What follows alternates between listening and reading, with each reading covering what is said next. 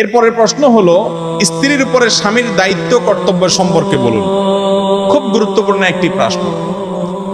আমাদের দেশে স্বামীর প্রতি স্ত্রীর কর্তব্য কি, এই ওয়াজে শুধু বেশিরভাগ শোনা যায়, ঠিক না বেঠিক?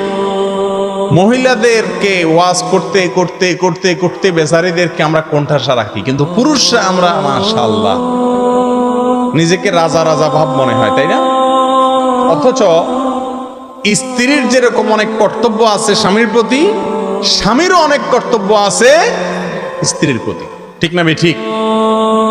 স্বামীর যে সমস্ত কর্তব্য আছে তার মধ্যে এক নম্বর কর্তব্য হলো, আল্লাহ কোরআনে বলেছেন ওয়াশিরুহুন্না বিল মারুফ, স্ত্রীর সাথে সদাচরণ করতে হবে, সদ্ব্যবহার করতে হবে, সুন্দরভাবে জীবন যাপন করতে হবে, ছেঁচড়ামি করা যাবে। বহুত পুরুষ আছে সংসার করা ঠিক আছে বউয়ের সাথে, কিন্তু ছেঁচড়ার মতো সংসার করে, আছে না নাই?